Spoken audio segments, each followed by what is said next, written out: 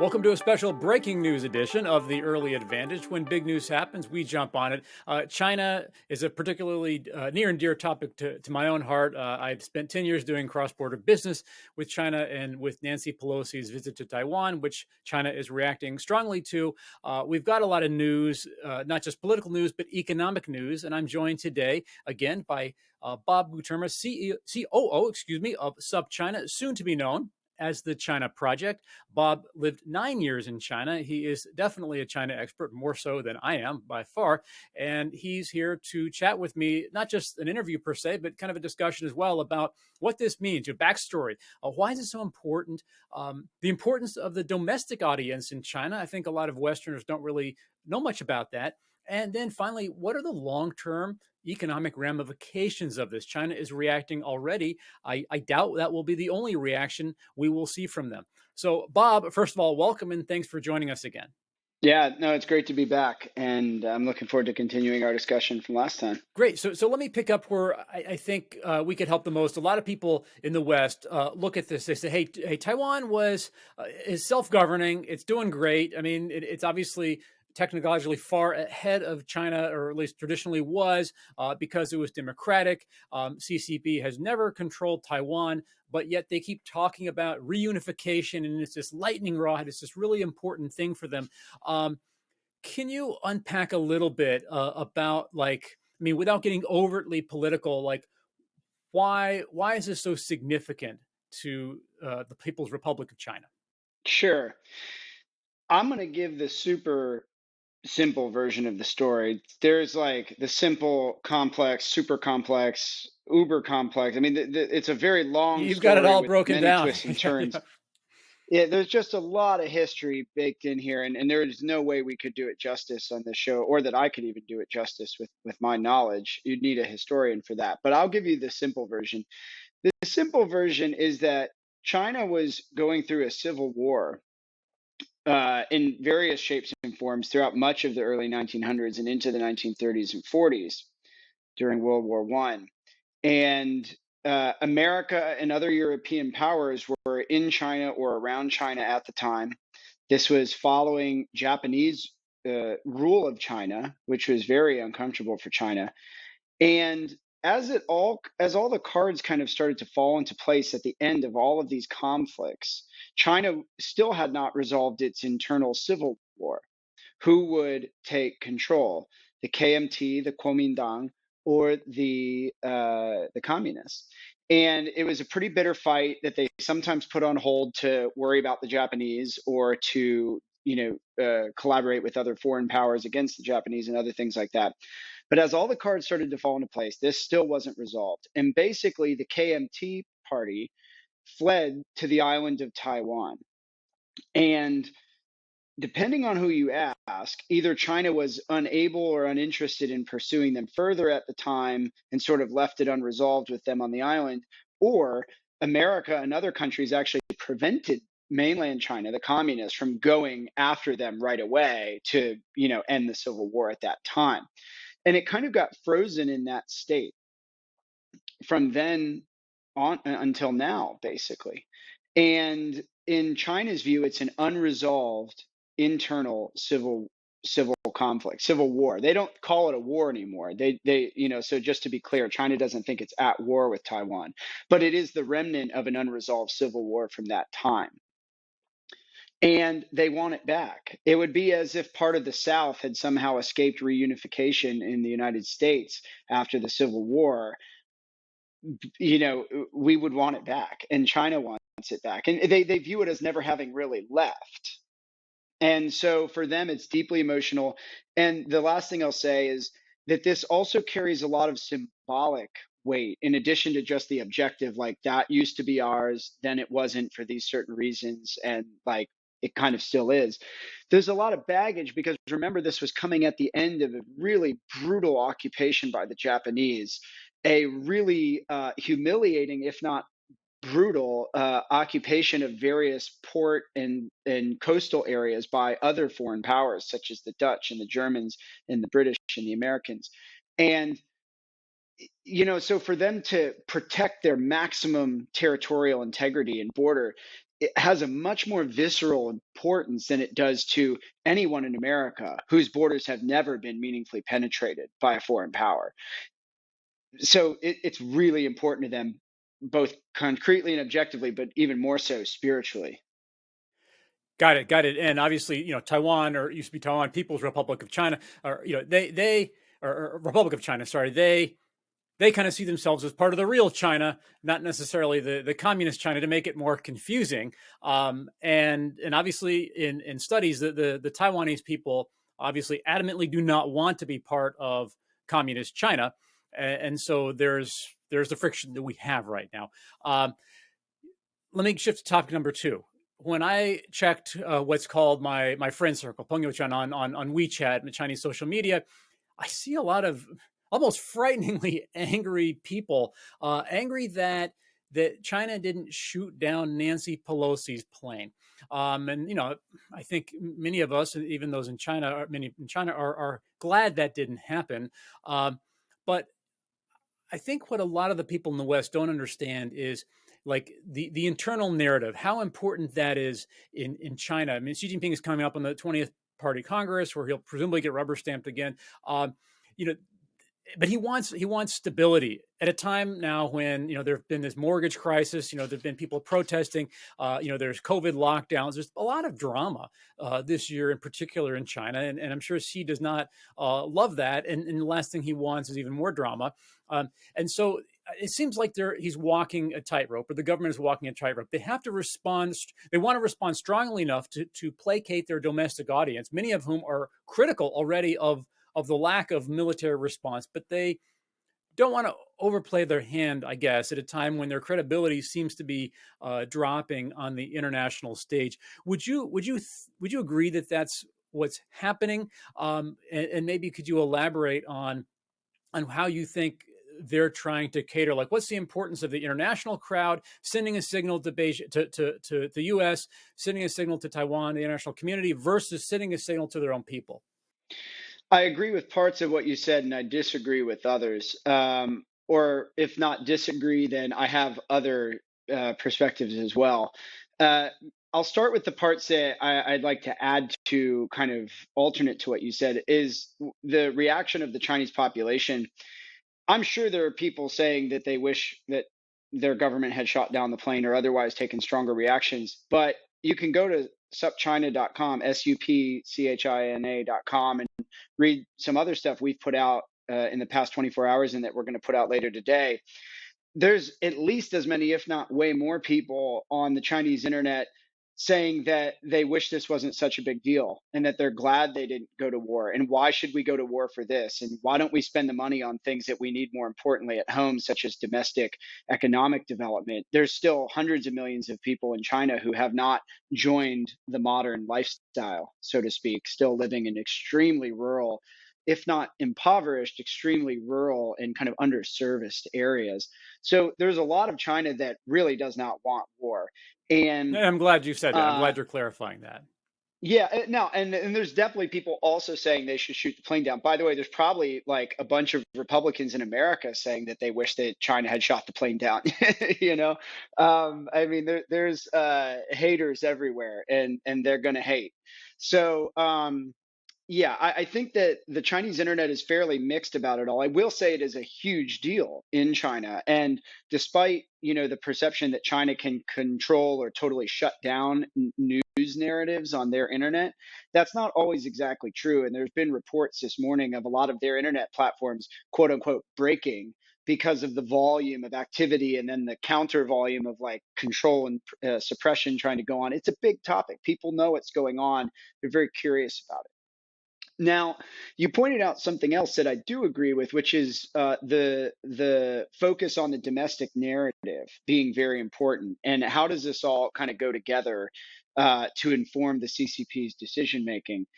The domestic narrative is ultimately going to be the most important to almost any government in the world, and that's probably more true of China's government than our own government in the US. That may be counterintuitive when we think of them as a single party authoritarian state with really no risk of ever being taken out of power. And yet, at the same time, they preside over a population of 1.4 billion extremely ambitious, active people who go along with the current political system because it works, because it has been working, because every year is better than last year for like almost everyone in China. And the moment that's not true anymore, they've got a big problem. In the United States, we have various relief valves or on pressure in the societal and political system. They're called elections. They happen locally, they happen regionally, statewide, and of course nationally. If you're really frustrated, there's things you can do about it, concrete things that actually work. Now, they may not be like as awesome as we want them to be, like we get a new president and does everything change, usually not. But nonetheless, there is a process and a system and a culture of enacting change under controlled circumstances. And you don't exactly have that in China. And so if the pressure builds up in their societal and political system, they don't have the same release valves unless those valves are, opened by the government, which is to say they have to be very responsive to the pressure in the system, because if they're not, that pressure will equalize eventually one way or the other. And so with that in mind, I think the CCP is very accountable to its population and is extremely focused on getting this right. At the same time, we have to remember that the CCP is genuinely ideologically oriented. They have very strong views on things. They enshrine them in doctrine after doctrine and policy paper after policy paper. Every 5 years, they have a 5-year plan, and every so often they have big, massive shifts in their official thinking. And if you look historically, they've got an immense track record of doing exactly what they said they would do. And they view Taiwan as theirs. They're not totally off the mark because the US has signed tons of bilateral documents and issued communiques and other statements, basically reinforcing the status quo of the Taiwan situation, the status quo being that it kind of metaphysically belongs to China in the super long run, just that it won't be reunified violently, but that it is part of China. There is one China, the one China policy. The US supports that. China is going to defend that because they're going to go to the mat for anything that they put their name to. They're not going to say something and then just sort of like cave if it's getting really difficult. Not going to happen. Interesting, interesting. I don't know that I personally would use the word, very ideological when talking about the CCP, but I guess that's an interesting way to say it. I mean, maybe around certain topics they are. They're very pragmatic in other ways too. I think we could agree. One thing that's trending now on social media, literally moments ago, is China's final warning, which says here a Russian proverb referring to a warning that carries no real consequences. And I think this is kind of touching on a reputation China has for big talk, and I think it goes both ways. It goes for warnings and probably also goes for promises like, we're going to do this, we're going to do that. And then it doesn't really happen.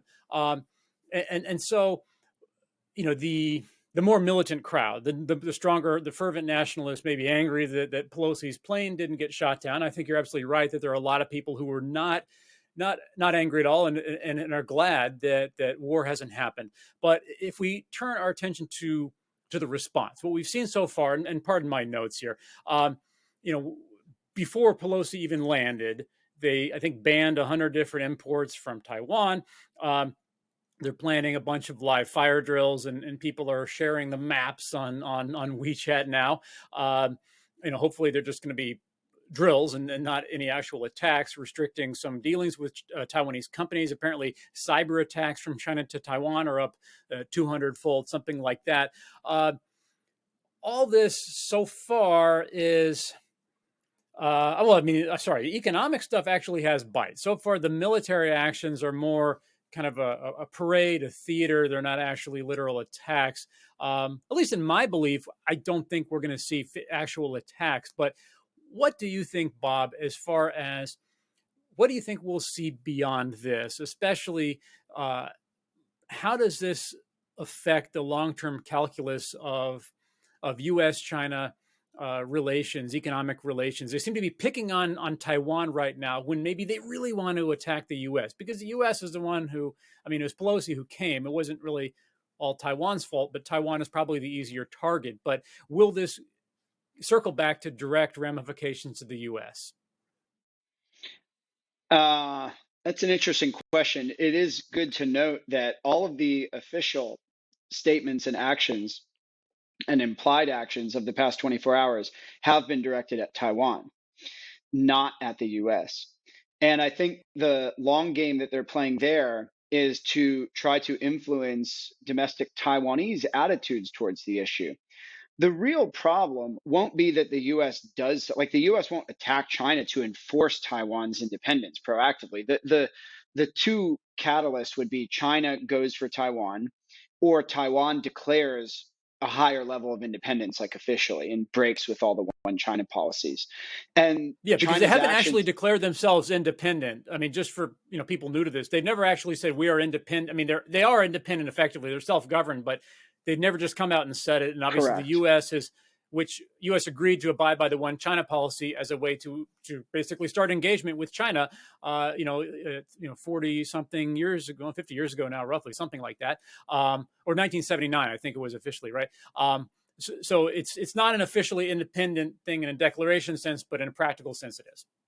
Correct. Practically, they govern themselves, and there's almost no direct interaction between the governments of Taiwan and China. But yeah, neither party has called the thing off. They both view themselves as the rightful government of China, and that China is one China. So it's an interesting situation in that regard. But I think that China may be trying to influence or remind the Taiwanese about how they choose to feel about this over the medium to long run. Um, Whether there will be direct actions against the US, I'd say 50-50. It seems inevitable that they would need to do something, that they would have to do something because of the immense level of attention on this issue globally and needing to remind people that they are not pushovers. At the same time, they have the stomach to endure a lot of anything, really. And so maybe they look at this and they say, you know what, we're going to do something no one saw coming 5 or 8 years from now. And I don't mean war, by the way. I just mean like something like, or we're so confident that we're going to win this game on a 5 to 20 year timeline that we don't need to do anything right now. Maybe their way to proudly assert their forcefulness in this is to not do something. The bigger man walks away, as we would say in a bar fight. And I think that's a real possibility, but I think it's 50-50. Um, I I mean, you think think that Xi would do that? I mean, going into this Congress, you think he'd be patient enough to take a long game, I, given.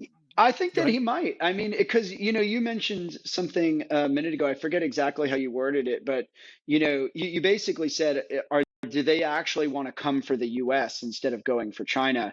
And I don't think, at least before this happened, that they wanted to come for the U.S. They may have to as a response to this situation.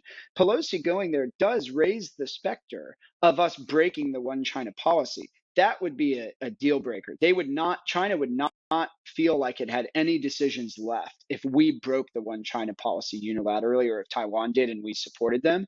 China would say, hey, this is out of our hands now. We're going to respond in the worst way possible. That's part of our country. We've all agreed that for decades, and that's not changing. So Pelosi going there raises the specter of that happening. They may have to do something economically against the US now. I do not think that they wanted to do that before this happened and that this has just provided them an excuse. They have nothing to gain from that. However dependent our economy is on them, their economy is at least as dependent on us and the global economy at large, and the financial systems and flows of capital and trade and political goodwill and deal making and technology. They do not want to mess that up. They have been the greatest beneficiaries of the past 40 or 50 years of globalization. Especially the They don't technology. want Yeah. to, yeah, they don't want to trash that situation unless they feel like they have to for higher order interests. And like, what's that guy's name, like Maslow's hierarchy of needs. Hierarchy of you needs. Yeah. yeah, Yeah. like if they feel like their higher level needs are being threatened, yeah, economies out the window. Most countries would do the same thing. And I think that's where China's coming from on this. They want the status quo economic order to continue. It benefits them a lot. Yeah, I think, usually, at least I think of China as very pragmatic, but for Taiwan especially, just going back to how we started this, the Taiwan thing, I mean, besides what it is itself, it's almost taken on this life of this internal symbol of just some special importance. Like, this is China's, this when we bring Taiwan back to China, this will kind of redeem us from the century of humiliation, which they're talking about, which sort of took on a bigger role, I think, after Tiananmen Square in terms of the education. So a lot of the younger Chinese are much more fervent about this than the Chinese who are, 40, 45, 50, 55 years old. They have different beliefs. It's sometimes quite different beliefs. At least I know that's stereotypical, but it's been a consistent experience for me. So anyway, it's kind of become this lightning rod, a symbol of so many things beyond just a practical matter. Yeah, I mean, I don't know where this goes from here, but I guess my thought is in 5 years, my prediction, I think this kind of stuff, and I'd welcome your thoughts on this, Bob, but I feel like these sorts of things can take a generation to change. I would be shocked if U.S. China relations, for example, or China relations with the rest of the world were meaningfully better in 5 years. I'd almost, I bet 85% chance they're going to be meaningfully worse. And on one level, China doesn't care about that, you could argue, because their main audience is internal. But on another level, for the reasons you just so eloquently espoused, China is connected to the world, and it's really hard to go back. And if they become too disconnected, they're going to have internal problems also, and that's something they certainly care about. So I feel like the Chinese leadership is probably very, very stressed right now, I'd imagine, walking a tightrope for exactly how they should respond. Would you agree with that? I do agree that their government is walking a tightrope, but it's a much more complex tightrope than just the Taiwan issue presents.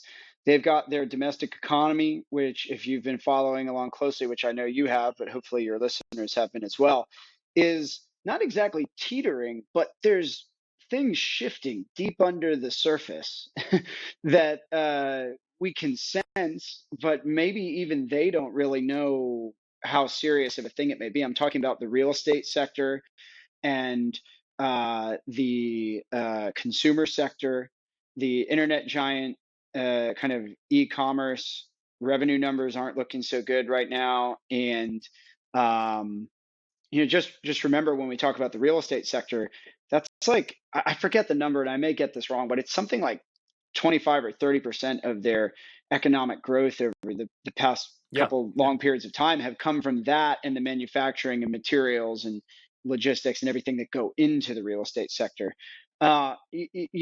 Those things are all shifting under their feet right now.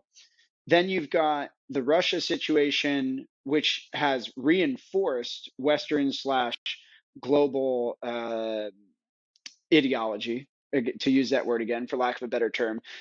Most developed countries were willing to, quote unquote, pick a side and even sacrifice something to defend those ideas.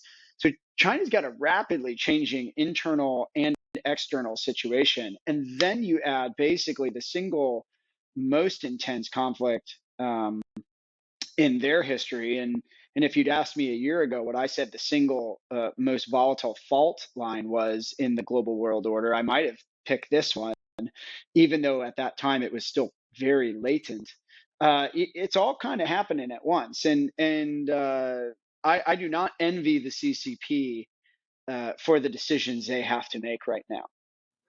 Do you think this may be a tricky question? You don't have to answer it, but do you think we've seen peak China already as far as global influence? Hmm. I think to say that we've seen peak China would be an oversimplification and unlikely to be true. I think there's a 25% chance that there's the Japanification of China, as some people call it. They start to get dragged down by the demographic issues that you and I discussed last time, and their economy grows, but never in a way that allows them to truly break out from their current position and break out in their relative position against the US. 25% chance, I guess, that that happens and that they just sort of go silently into that good night, to use a literary term, and just kind of keep on being themselves, but in this new kind of tamped down status. There's a 75% chance that it's not that. And when I say not that, I guess it could be many things then. So I won't try to break down that 75% or describe it in great detail, other than to say that influence doesn't have to look like what it has looked like for the past 20 or 30 or 40 years. It doesn't have to look like becoming everybody's biggest trading partner or becoming the engine of global consumer spending growth over the past 10 or 20 years. It might look like other things. It might look more like Russian influence has looked the past 10 or 20 years in terms of security pacts and arms deals, and also peacekeeping missions and other kind of diplomacy that are nonetheless organized parallel to the Western led versions of those same things. I mean, when we talk about arms deals, that sounds dirty, but don't forget, like the US and France and England No, and all the time. we're Yeah, doing yeah. huge arms deals every day just with our chosen partners. And so to say that Russia deals arms or China deals arms, it sounds really bad, like, oh, they're morally wrong for doing that. I don't mean it that way. I just mean that they'll be doing the same things we do, with different people or in different ways or under different circumstances. And that's a lot of influence too. And their economic influence won't get less. It may not continue to grow, but I don't think it will get less. They are the largest trading partner to 160 or so of the 230 or so countries in the world. I don't think that's going to change. You're not going to get electric heated blankets and toasters manufactured in America ever. Like, I don't think we will ever get them from America, let alone become an exporter of those things to the rest of the world. So where is everyone going to get their stuff? It's probably going to be China. And if it's not China, look at the supply chains in other countries like Vietnam, Indonesia, Philippines that have been benefiting from some of the exodus from China manufacturing. It's actually Chinese companies opening up factories in those other countries, and then we just source from Chinese companies manufacturing outside of China because they've got all the know-how and the expertise. And so even when we leave China, we're not always leaving China behind, so to speak. So the long story short on that is, I don't think their influence will get less. I think it's very likely it gets greater. It doesn't have to look just like it has the past 40 years, like they get better and better at everything until they are better than us. It doesn't mean that. It just means that they're not going away, and they're an amazing, large, powerful country. I think it's a fair point, and even aside from economics and foreign policy, you could argue. I mean, the stereotype is China's foreign policy to date has been criticized as being pretty ham-fisted, unsophisticated. China's its own worst enemy half the time. It's just a clumsy or wolf warrior-ish, making enemies, and maybe that's been true so far, but that might not always be true. And if that changes as they get more sophisticated, they could exert power. They could start punching more closer to their weight. Even I don't think they are now. They could start punching closer to their weight, even if their economy, because of the demographics, kind of goes into a lower gear. So, Correct. Bob Guterma, you were insightful today, as always. It's always a pleasure to talk with someone as familiar with China as you are. Thank you very much. I know I appreciated it, and I think those watching at home appreciated it as well. So thanks again for joining us. Yeah, thanks for having me. See you soon.